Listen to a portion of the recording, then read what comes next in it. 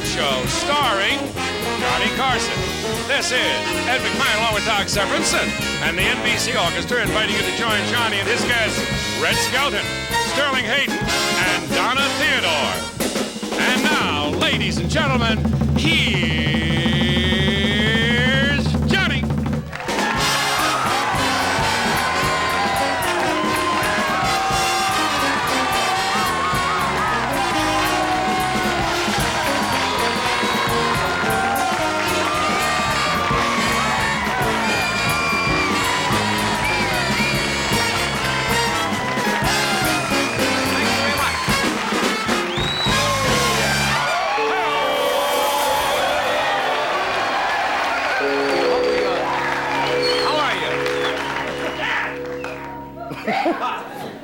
You were expecting Boy George? I saw that show with Joan. Wow. He's a strange guy, isn't he? Anyway, you sound good. This is the part of the show I like best. Walking through the curtains, coming out, standing on my star, listening to the applause. Unfortunately, NBC insists I do more. You in a good mood tonight? We got a good show for you. It was another bad day for me. My lawyer called. My lawyer called me today and told me I lost custody of my Cabbage Patch Kid.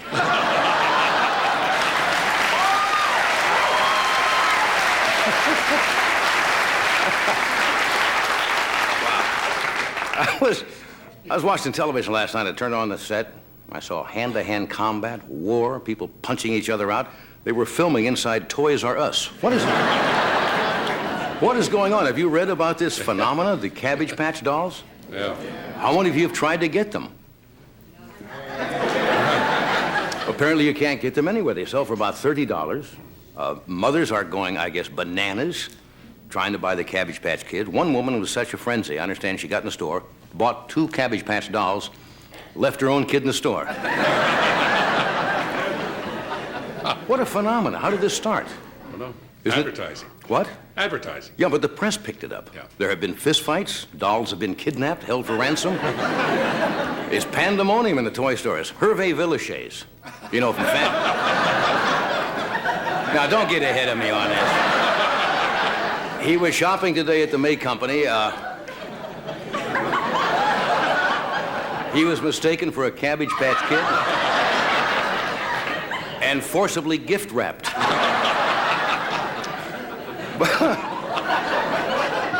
Even Leonard Nimoy can't find a Cabbage Patch Kid. It's tough. Unfortunately, I had a chance to invest in that. Oh, really? Yeah, but my financial advisor, Bombastic Bushkin, says that'll go nowhere. I invested in the Toxic Dump Kids. Kind of a nice doll. You squeeze it and it cries real acid rain tears. There's some good news and some bad news. Uh-oh.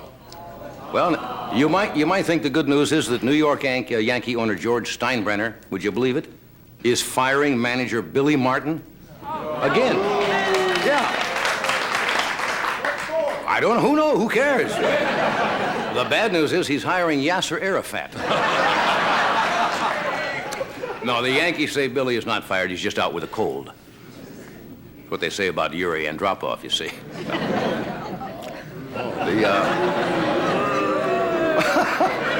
I was such a hit up till then. The Yankee owner Steinbrenner is a warm guy. He once told Lou Gehrig, "Look, I hate long goodbyes. Just clean out your locker." Rules. Have you sent out your Christmas cards yet? Yes. Did you read in the paper today that the Reagans, President and Mrs. Reagan, send out 75,000 Christmas cards? Yeah. Well, mine's probably in the mail. I haven't received it yet. I don't know where he's going to send it.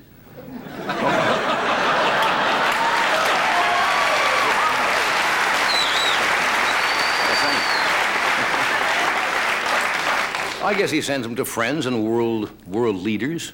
And apparently the president must know what happened to our Russian leader because he addressed the card to Soviet leader Yuri Andropov, or occupant. You know, we have not seen the Mr. Andropov for about what? 2.5 or 3 months? And they keep saying, the Russian leaders saying that nothing is wrong, that he just has a cold. For 3.5 months. Poor man is sick from calling in with 109 fever for 3 months. I think that's what's probably doing. I had a joke there and lost it. And I knew on the way, as I was setting it up, that there was no end to it. And I proved it. See, when I tell a joke, I'll let you know. I'll be honest, when I'm not going to end up with a joke, you'll also know immediately. Here comes a joke. No, you must understand, this next thing I'm going to tell you, I'm not saying it because out of ego or anything. I was in a market today on the TV Guide cover. I happen to be on the cover of Television Guide this week, which is, I guess, mainly sold what? In supermarkets? And you can't imagine what a thrill it is to know that right now, my face is at the bottom of millions of shopping bags with a rump roast dripping on it.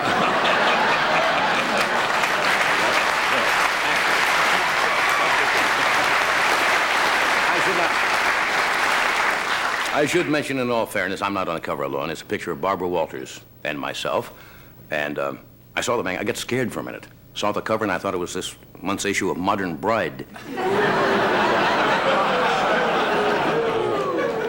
No, but anyway, Barbara Walters tonight on her show interviews me, and she interviews Walter Cronkite and Johnny Cash. And she's a very good interviewer.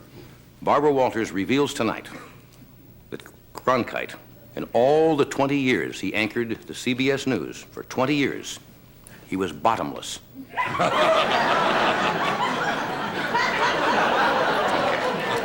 Well, tonight you're in a good mood. We've got a great show tonight. We have 2 fascinating gentlemen with us tonight and a great singer. First of all, one of the great clowns of all times, the zany, wild, and crazy Sterling Hayden is here.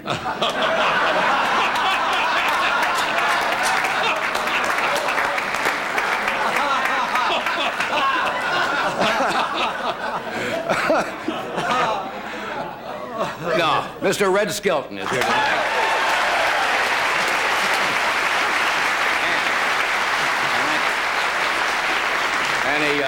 And a truly fine actor who's appeared in over 40 motion pictures. Mr. Sterling Hayden is here. And wonderful singer, Miss Donna Theodore. So stay where you are, and we'll be back in just a minute.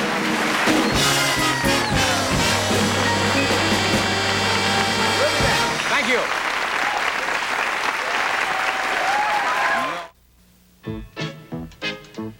When IBM personal computer owners look for good software, where can they turn? To IBM for programs that help you keep up with modern times. Business programs, entertainment, productivity, education, and more. The variety you want with the quality you expect in the growing library of IBM personal computer software. A well-balanced selection at a store near you. To friendship, Senator. To the treaty. Vive la France. No. Vive la California. California? Paul Masson Chablis is made with such care that most people prefer its taste to expensive French Chablis. Of course, Paul Masson was born in France. Vive Paul Masson. Ah, diplomacy. Paul Masson will sell no wine before it's time.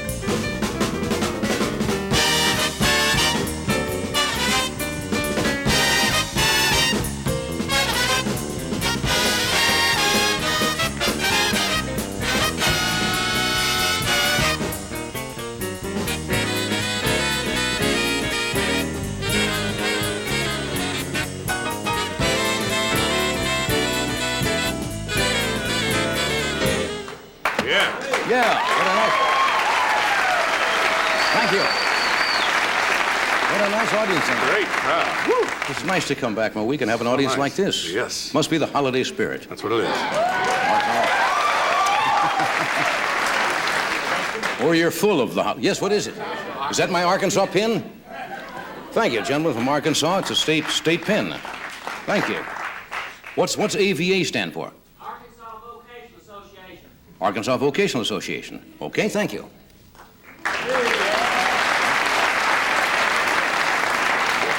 The rest of you who have gifts may leave them over here at the Johnny Carson Gift Boutique.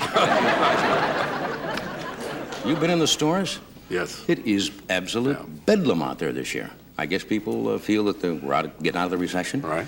But those Cabbage Patch dolls, I don't understand that. That's great. You have to adopt them. You can't buy them. You must adopt them, apparently. They come with papers or something. Right. Greatest marketing gimmick, Oh, and I it's guess wonderful. no two dolls are alike, and here we are talking about it. Sure. Which is only going to make more people want a Cabbage Patch doll. I hope you get me one. I was kind of hoping that you'd... Oh, would be nice. I can't find any. I've been shopping No, for weeks. really. Anyway, let me tell you how I first met Red Skelton. I may have told this story on the air before, but when I first came to California in 1950, I was doing a show at KNXT, the local CBS channel on Vine Street. It was right across then from the Hollywood Ranch Market. And I had a 5-minute television show in the morning. It went from 8:55 to 9 o'clock. Well, if you take the half-hour station identification time, it really comes down to 4.5 minutes, right? It was sponsored by a coffee from the Midwest called Butternut Coffee. So by the time you take out the commercial, I had 3.5 minutes of show. Right. And I had a little 2-flat, and I had a little a door on 2 sawhorses. That was my desk. Very little money. So I would come in and do some jokes and what was going on in the paper. And one morning, just for the fun of it, I had the stage manager just run in front of the camera. You couldn't even see who it was. I says, "Hi, Red." I said, "That was today's guest, Red Skelton." And we don't have any more time to talk with him because of the limits of our show. I got a call on the telephone from Red Skelton, who watches a lot of television. He's a television fan. And he's watching a local kid in a local station here in Los Angeles do the show. He says, "Would you like me to come down and be on the show?" I said, "You've got to be kidding." Next morning, he gets in his car, he drives down from his home. Red Skelton shows up at KNXT, and I was been a fan of Red since I was a kid. He says, "What would you like me to do?" And I said, "Well, if you don't mind, nothing." He said, "What do you mean?" I said, "I just want you to sit behind me, and I'll do the show, and you just sit there." He said, "Okay." So I came out and I'd do my 3 minutes of jokes and so forth, and at the end of the show, I turned around, and I said, "And what's your name?" He said, and he would say, "I'm Red Skelton." And I would say, "A likely story," and I'd say, "Thank you, we'll see you tomorrow." This went on for about 7 or 8 shows. This man got in the car, drove down. I didn't let him for 6 days, and the final day we opened up the show, and I found the Kinney the other day at home. I still have that little segment. And I was bound and gagged. My hands were tied, the gag, and Red was sat there and did the 3.5 minutes, did the commercial and everything. Right. And that is the way we met. So he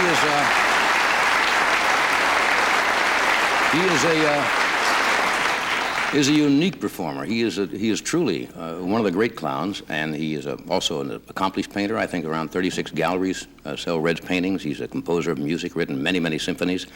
He writes fiction, and he's constantly out working. He's doing college concerts all the time. He's 60 years in show business, if you can believe it. Friends to 7 presidents. Audiences with 3 popes. I haven't made that yet. No. I met Count Basie once. Would you welcome, please, a truly great clown, Mr. Red Skelton.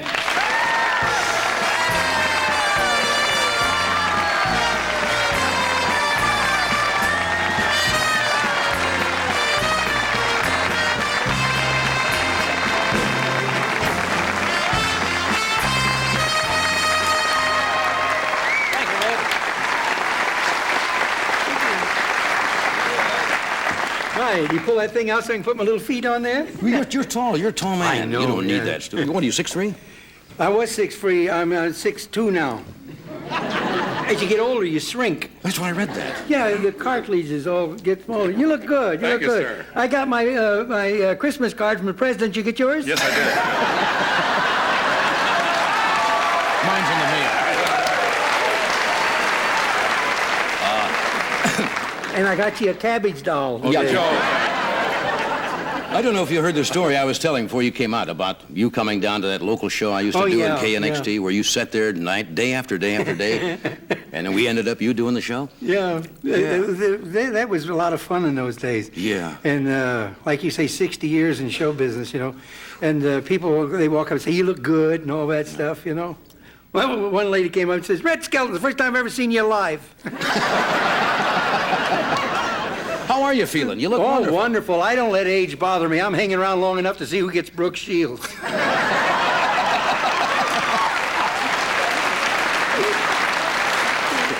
You know how I start the day off? Yeah. I open my eyes, and if I don't see candles and smell flowers, I get up.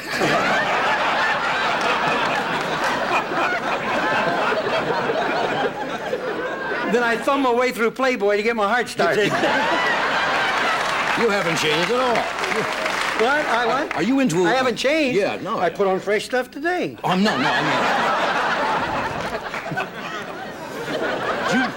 Are you into any of this running and stuff they're all doing now? Aerobics or anything? Exercise? Yeah, naps. Naps. Aerobic naps. Aerobic naps. I think... No, the only exercise I get is acting as pallbearer for my friends who exercise a lot. Yeah, you got it.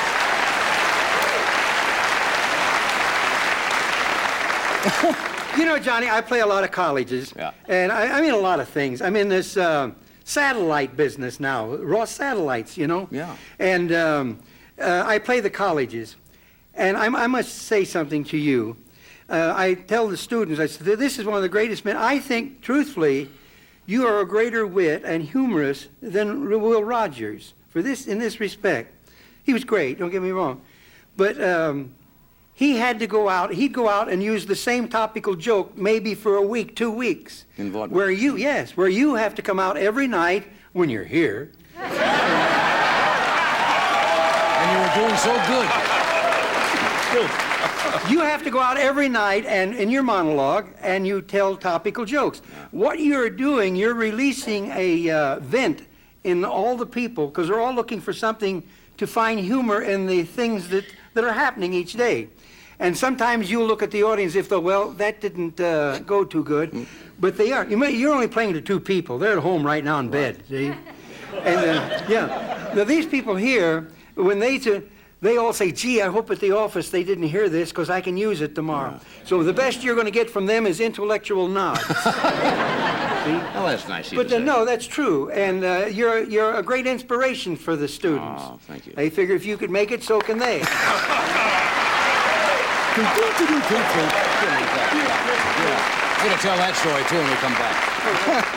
What do I got? Oh, good. All right, I got to sell something here. All right. Is this it here? Good, just in time. You may need one of these. This is one of our. Well, this is a new sponsor, so I have to do this very nicely. Tonight, we'd like to welcome a new sponsor. I just get near you and I start to do this.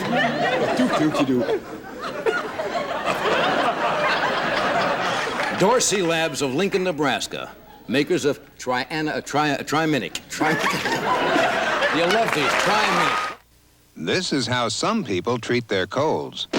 They over-medicate, which is why Triaminic offers you a choice of 4 different liquid cold medicines, and now 2 new cold tablets. Introducing Triaminic Cold Tablets and Triaminicol Multi-Symptom Cold Tablets. Each formula gives you specific relief for just the cold symptoms you have. So don't over-medicate. Get Triaminic Cold Liquids or new cold tablets. After all, why take more cold medicine than you need? Could I please have the attention of anybody who still hasn't switched to Burger King? We didn't want to resort to this, but you leave us no choice. Presenting the ultimate weapon.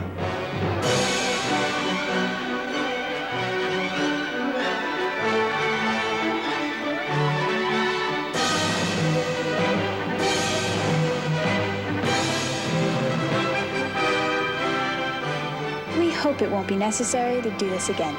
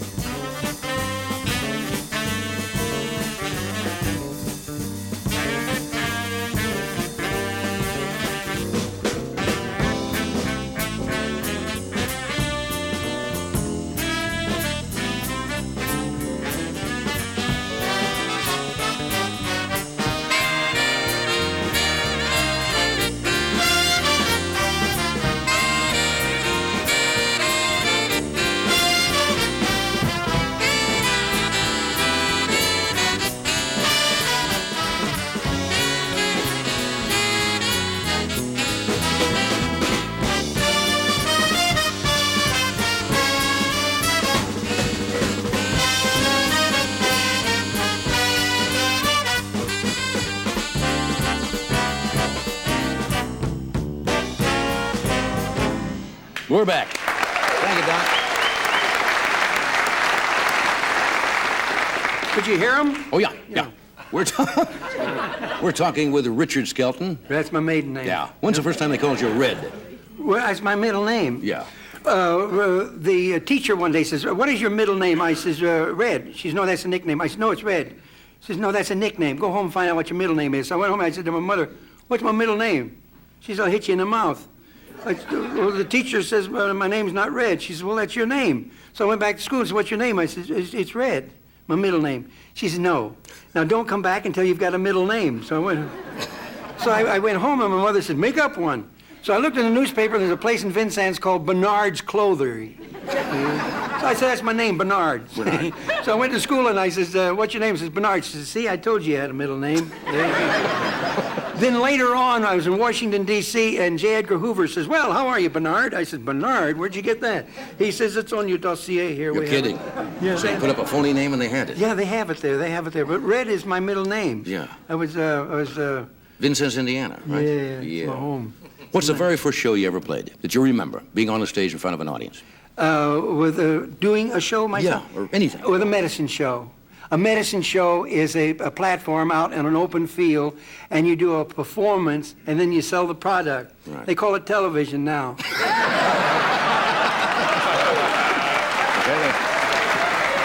Is that the same time as Chautauqua? Chautauquas. I played a Chautauqua. Yeah. I was with an Uncle Tom's Cabin show. You know what Uncle Tom's Cabin show is? It's Uncle Tom. This is the play. I played every part but Mrs. Sinclair. I played Eliza crossing the ice, and I was just a little kid, but I'm all blacked up, you know. Right. And I had to put a half a pound of liver in my pocket so the dogs would follow me across the stage. So I was anemic, you know. And then I played Little Eva, and that's when I got fired. I'm on this, I've got this wig on and this long dress and stuff, and I'm hanging on a wire, see? And they're turning a crank in the back, and you see the clouds going by, and Uncle Tom's laying down in the pig pen dying, and the wires starts turning like this. And I says, "I'll see you later, Tom. I'm backing into heaven." And I got fired. Not a bad ad lib, though. Well, at that time was all right, you know. I played Uncle Tom once, and it was raining, and there was a hole in the tent. The water kept hitting me. I said, "Good Lord, I'm turning white." What was burlesque like? Most people think burlesque was strippers. It wasn't such. Burlesque was family entertainment, wasn't it? No, family entertainment. It was. When I was in, you couldn't say hell or damn, you know. And you ever had things bother you right in the middle of answering something? Yeah. It just dawned on me, mentioning that. People in hell, where do they tell people to go?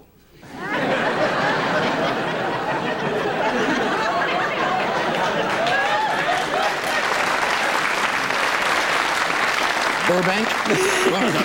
Another thing I can't figure out is why do they have a handicapped parking lot, a space rather, in front of a liquor store? You've been giving us a lot of thought, haven't you? Yeah, that thing. Another thing, how can your wife see a little blonde hair on your coat and miss the garage door? Huh?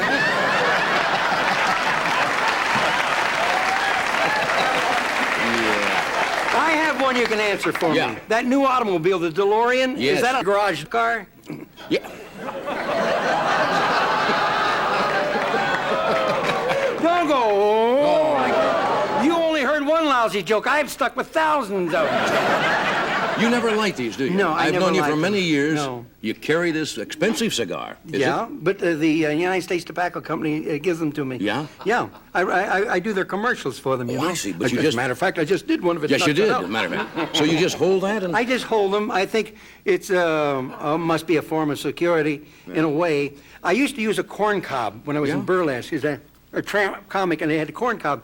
Then I used a rubber cigar. And when I was in burlesque, Matty Ellison, the straight man, says, "Why don't you learn to do all those things you're doing with that cigar with a real one?" So I did. And after that show was over, the matinee show, the first show, we used to do 2 shows a day, one in the afternoon, one at night. Guy came backstage and says, "Have you ever thought about going into vaudeville?" I said, "Who hasn't?" He says, "Well, the guy in my act is leaving in 2 weeks. I'd like to see." So I've always connected this with money. You know? Security. Yeah, security. I was only getting $50 a week when I was in burlesque, you know. You want to know something? They could have paid me $1,000 a week because they weren't even giving me my 50. Makes no difference. We got to take a break, but we're coming back. Stay there.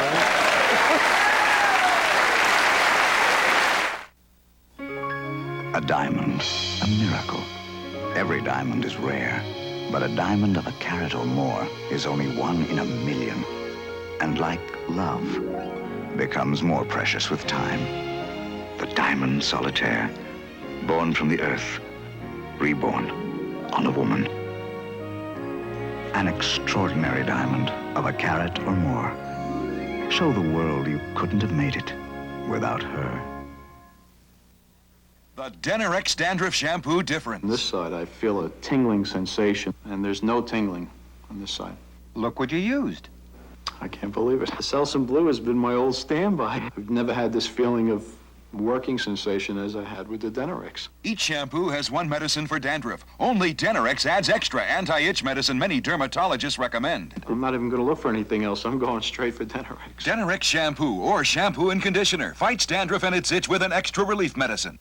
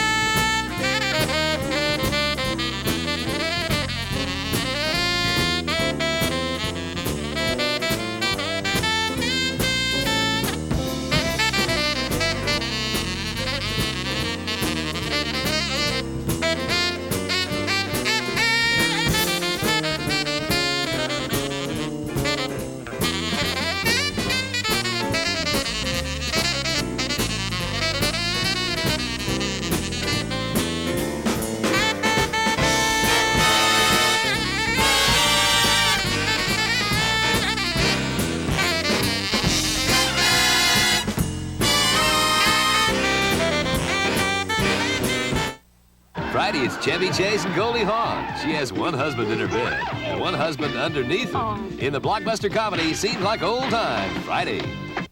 Tonight on Late Night Actress Amy Irving, Professor Irwin Corey, and we have actual bloodhounds chasing our own announcer, Mr. Bill Wendell, through the 6th floor. Should be fun, so join us, won't you? Thank you.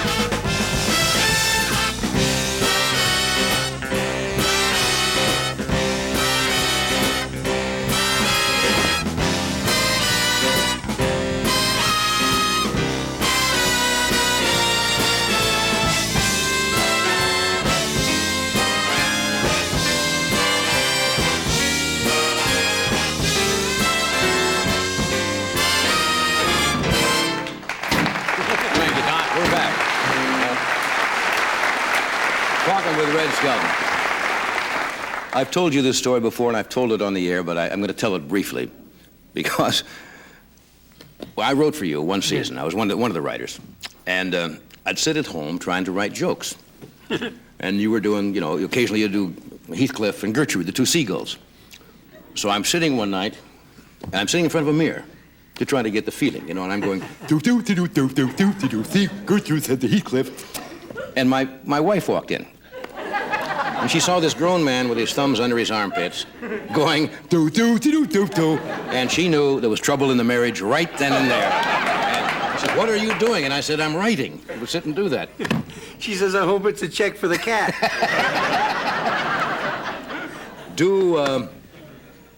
What's the favorite character the kids ask for nowadays? Oh, Mean Little Kid, Freddie the Freeloader? Junior? Sure. Junior, the mean little kid. Yeah. Junior says, It's Junior, you pulling that cat's tail? No, I'm not pulling the cat's tail. I'm holding on. He's doing the pulling. How's Clem? Clem. They like Clem Cadiddlehopper. He says, do, do, do, do, do, do. Well, sir, since I saw you last, I got married. I had a military wedding. There were guns there, let's put it that way.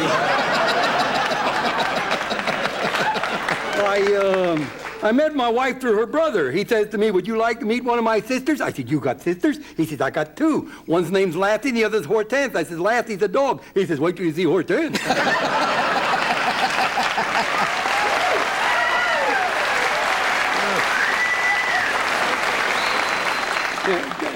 Gertrude and Heathcliff. Oh, yeah, you got it. She says, we've been waiting around her all day for Herman the pigeon. I wonder what's keeping him. She says, I don't know what's keeping Herman. So Herman comes in, he had got a feather on him, and he's walking people-toed. See?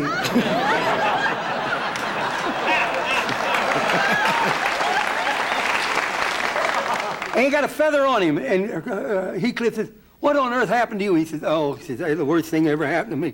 I was flying too low over Beverly Hills, and I got in the damnedest badminton game you ever saw.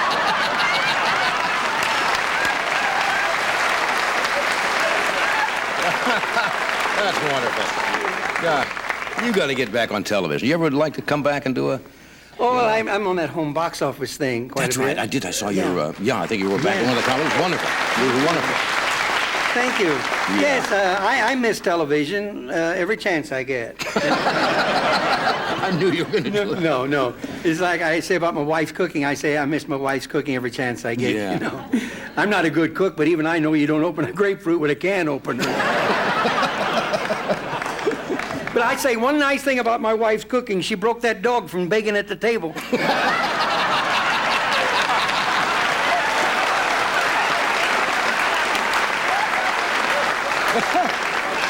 It's fun to be around you again. Oh, thank you. Some of the best times I ever had in my life was hanging around CBS in the 50s when you were on the air, and all those great shows came out, Playhouse 90 and Bob Crosby and Art Linkletter, and all those great shows were working there. It was a lot of fun. Yes, well, you're a wonderful man to be around. You taught me a lot. I stole a lot from you. No, you didn't. Oh, yes, I did. No. It's like the students. They say, Johnny was with you at one time, you helped him get... I said, no, nobody helps you get started. If you've got talent, they can put you behind a brick wall, you'll come through, you know? Yeah, that's nice. So that's what you have.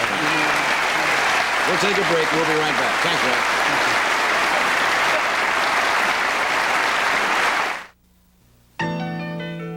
Shows he loves you in so many ways, and all he wants from you is just a little praise. Dogs love the taste of praise. Dogs love praise. Your dog deserves praise. Praise dog food from Purina. Soft, chewy chunks with real meat and delicious crunchy nuggets. Dogs love praise better than any leading dry. It shows you love him in so many ways. Dogs love praise. A Christmas gift from Radio Shack. Before Christmas, they claimed they were bored. But then I found Radio Shack's incredible selection of electronic games. He's rescuing the fair maiden with the Kingman game. She's exploring dangerous new worlds with Zackman. And with the alien chase game, he can do space battle with an opponent or by himself. There are more gifts if anyone's bored. I won! Fascinating electronic games from $7.95 to $59.95, only at Radio Shack.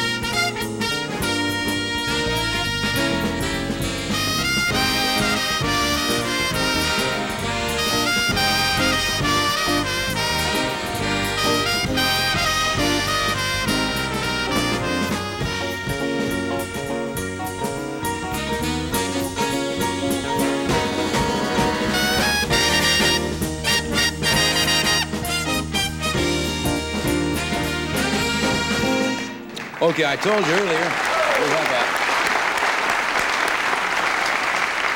My next guest, Donna Theodore, is really a wonderful singer and entertainer. She's going to be starring in a play called Here's Love at the Music Hall in Houston, Texas, of course, which runs December 21st through January 1st. Then she'll be at the Palmer House in Chicago on January the 8th and January the 15th in San Antonio, Texas. Would you welcome Miss Donna Theodore?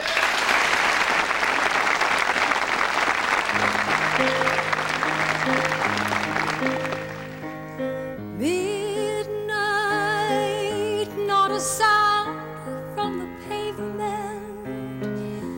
Has the moon lost her memory? She is smiling alone in the lamplight. The withered leaves collect at my feet, and the wind begins to moan. Memory, all alone in the moonlight, I can smile at the old days. Life was beautiful then. I remember the time I knew what happiness was. Let the memory live again. Every street lamp seems to beat a fatalistic warning. A street lamp sputters and the night gutters, and soon it will be morning. Daylight, I must wait for the sunrise. I must think of a new life, and I mustn't give in. When the dawn comes, tonight will be a memory too. Look, a new day will begin.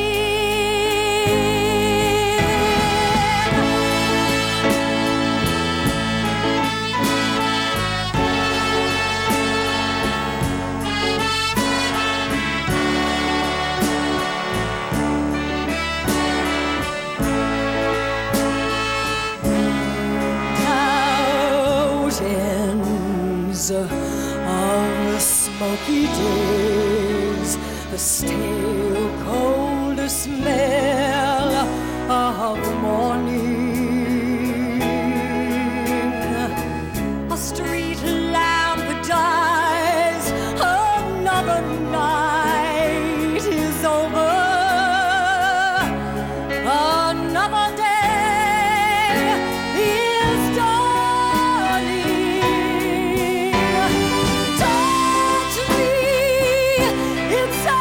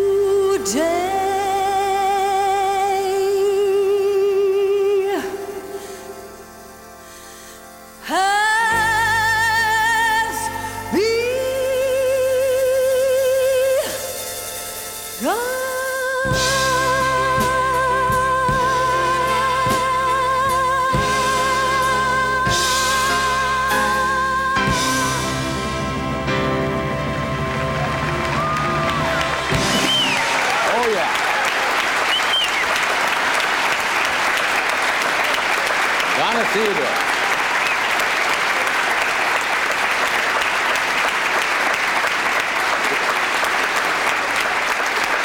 Oh, that's nice. We will take a break. We'll be right back. Stay where you are.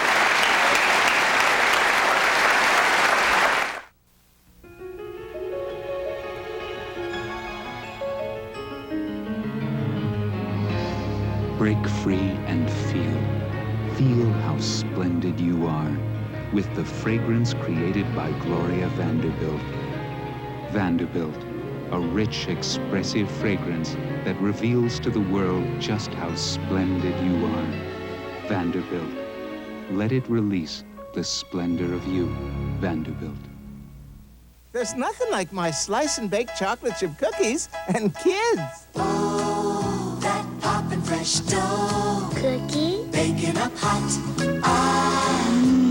Baking up so. Oh, chocolate. All those chocolate chips. Melting into it. Oh, that poppin' fresh dough. Pillsbury slice and bake chocolate chip cookies. Oh, poppin' fresh dough.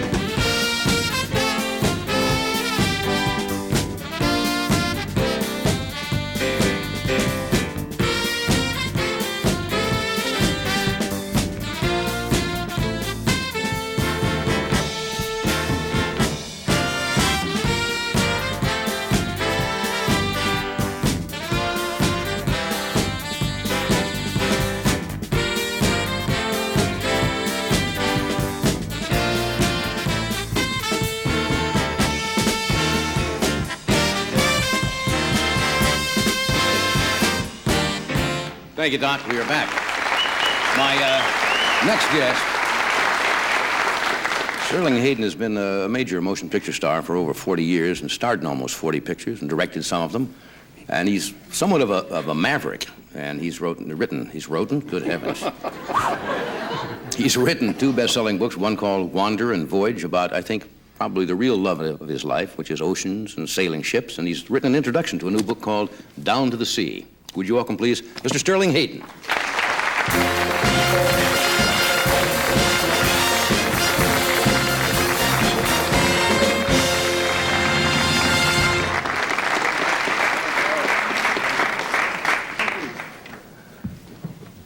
You're an imposing figure. Well, I'm tall enough anyway. You can't judge the book by the cover, somebody said. You look like you're ready to lead the audience out of Burbank.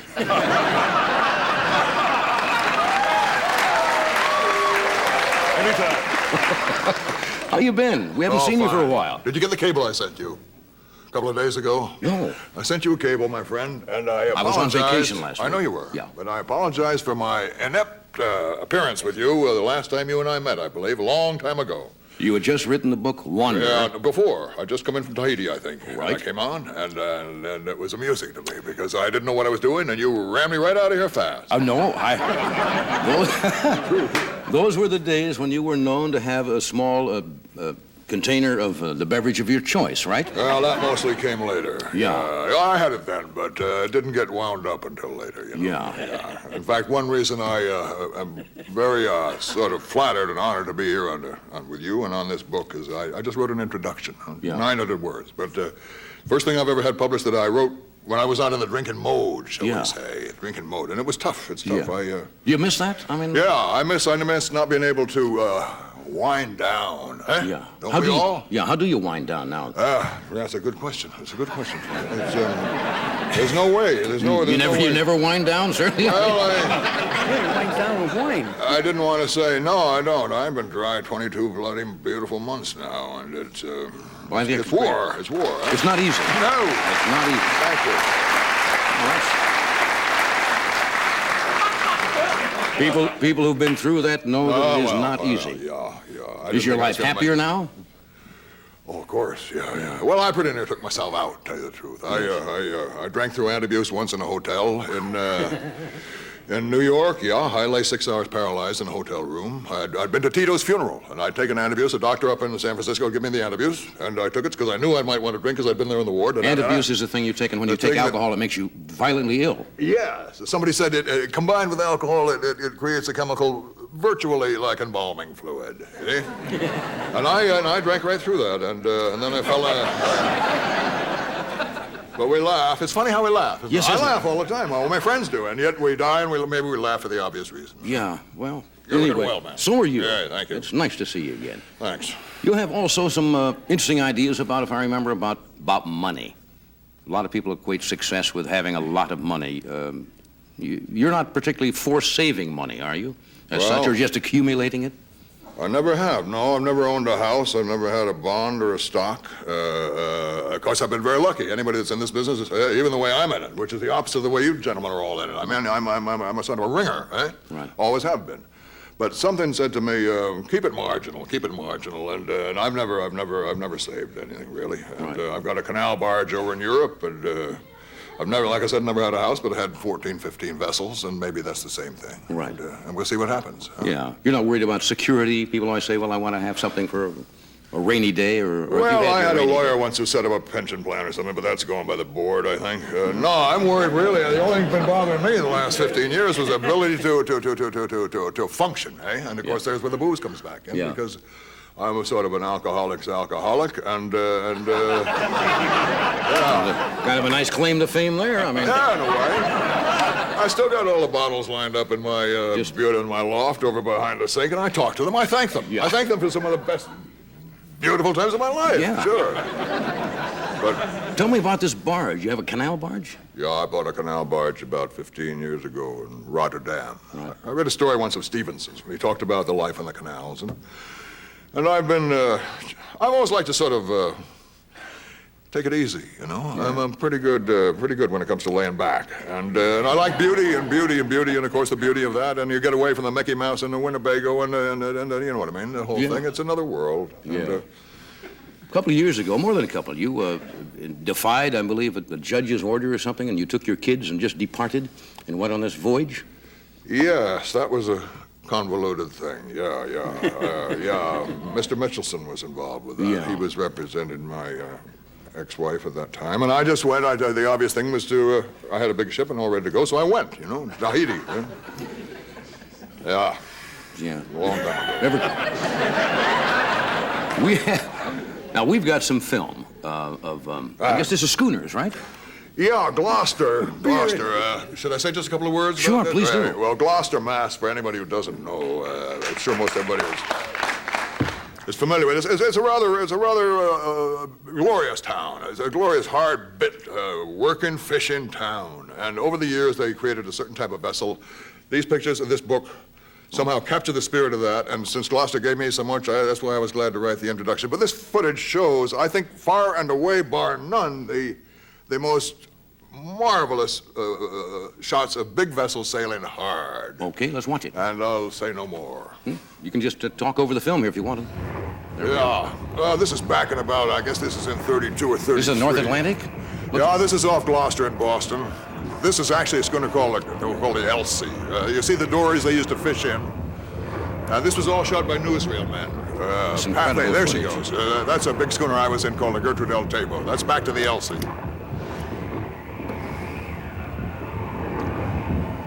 In a minute here, she really gets rolling. The vessels are all gone now, of course. There's a shot looking at it. They're 140 feet long. Right, I was just going to ask. And 40 men in the crew. This was actually racing.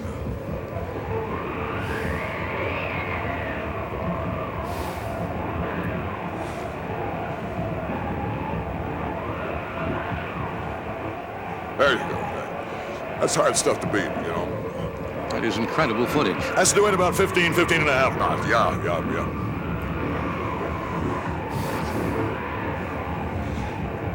Hollywood, you know, has never been able to capture the spirit of sailing ships. Not really, because it is rather hard to fake, isn't it? I mean, something that's... No, you cannot do it.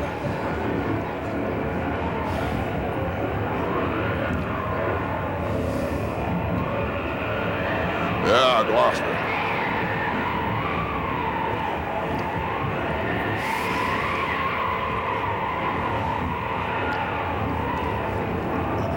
Have you ever sailed in conditions, anything similar to this at all?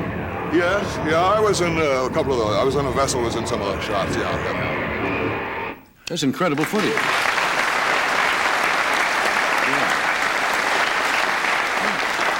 That's incredible footage. That one was for old Ben. There's a picture there of that man up on the boom. He was doing the same thing. He gave me this footage, and I gave the rest of it to the Smithsonian. And yeah. Book is called Down to the Sea. You going to go out on another voyage? No, I don't think so. Of course, the greatest voyage, I guess, has been for me, if I may say so, has been discovering I was able to write a bit late in life, you know. Yes. I always wanted to, and then not until I came back from Tahiti, I guess in '60, I was 44, and suddenly, by golly, I went to work. Are you still writing now? Yeah, I'm slamming away. It's very odd again not without the lubricant in terms of working, but my heavens, again, we you know, we blast ourselves apart working, and then in the evening, well, we all know this, I imagine. Just relax. Judging by that reaction a while ago there. You did a lot of television in the early days, didn't you? Live television. Yeah, I did over 4 or 5 Playhouse 90s. Yeah, it scared me to death, the first one. I think more that is nothing, all that stuff. I mean, at least I knew what I was doing there. You see, unlike you, gentlemen, and the lady was here. I came into this business cold. I came right off those vessels. I came out to Paramount, and I was halfway through my second picture before I knew which way upstage was. Yeah. Director said, "Take one step upstage, Mr. Hayden. You can be sure I went the wrong way," you know. Yeah. And I was uncomfortable. And then when live TV came in, it was after the war, of course, and there was big Playhouse 90s. But I quit one Playhouse 90 because I didn't feel I could handle it, you know. Yeah. Went home, put the script in the incinerator in Sherman Oaks, and consulted with a psychoanalyst that night, with the director and the producer, and decided to go ahead and try it, and it worked. So, yeah. You ought to be getting a lot of work this time of year with Christmas coming. You'd make a great Santa Claus, you know. I mean, you'd be sensational. We'll take a break. We'll be right back. Good to see you. What would long-distance phone service be if it only serves selected cities at selected hours? If there are no operator assistants, no person-to-person or collect calling? We know one thing, it wouldn't be AT&T. Calling anywhere, anytime, long-distance operators, and over a century of commitment. That's AT&T. The more you hear, the better we sound. Reach out and touch someone. Discover crisp. Crisp as you've never known it. Kellogg's Crisp Fix is crispy times 2. One side holds the crunch of corn, the other the crackle of rice. Kellogg's Crisp Fix is crispy times 2. 2 great grains, 2 crisp crunches for one wonderful taste. Crispix cereal could only come from Kellogg's. Only Crispix is crispy times 2.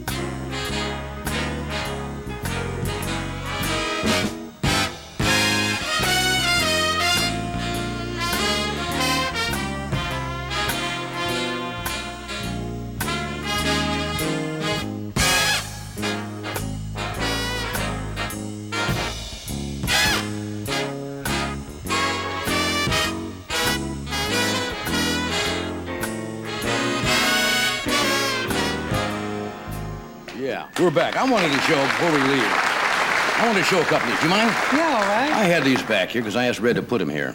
It was talking about your work that you do. You do a lot of clowns. And these things, have I not seen something like this on one of the airlines or something? Yeah. These are, what I do, I do about 125 concerts a year, so I'm mostly on airlines. So I steal their napkins. Yeah.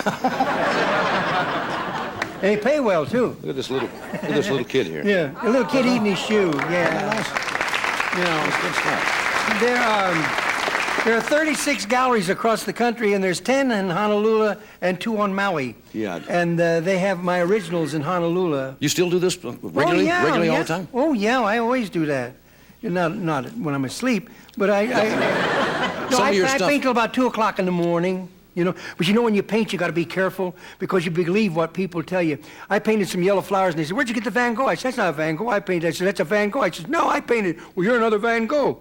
Well, you get to believe this, see? Finally, my wife, Lothian, one night, she says, "What's this Van Gogh stuff that you're Red Skelton?" I said, "Yeah." Well, I felt so stupid. I went down to the hospital and had him sew my ear back on.